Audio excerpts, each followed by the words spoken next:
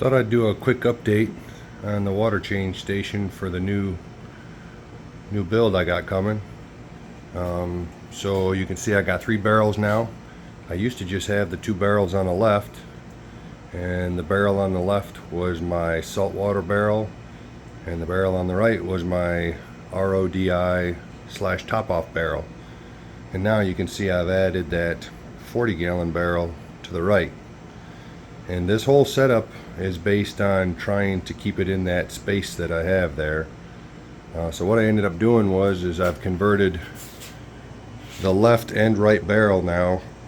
Both these ones, this one and this one, are both freshwater now. I essentially took, you can see there's kind of an empty hole right here.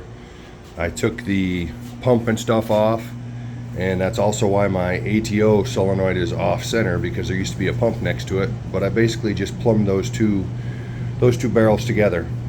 So now when I fill that barrel on the right, because you can see this is where the RODI comes in, it just fills both barrels. So now I'll have 40 gallons of capacity for fresh water. And then in order again to all fit it in the same space here, you can see I built this additional little shelf here to go underneath it to put it up the same height as the shelf next to it. I basically had to turn, you can see the plumbing sideways in there. I turned the barrel sideways in order to make it fit and make the plumbing fit. But it's essentially plumbed the same way it was before. It comes out the bottom of the barrel. There's true union ball valves here so that you can disconnect and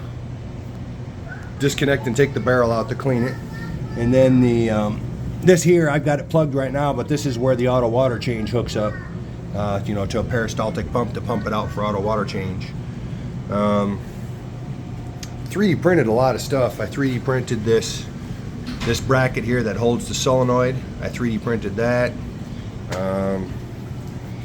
These pipe clamps, I 3D printed those. You'd think you'd just buy a pipe clamp, but every pipe clamp I could find has the hole right in line with the pipe. So I already had it plumbed up, and I didn't want to take everything back apart, so I just made these and put them on there. But yeah, that's pretty much it. Let me know if you got any questions about it. I figure with this setup I'll have a total of 80 gallons of potential salt water I can make in a day. Because I'll have this 40 gallons, and then even though these aren't plumbed in with that one, if I needed water ASAP, I would just drain those into a bucket, and that's what I have set up here.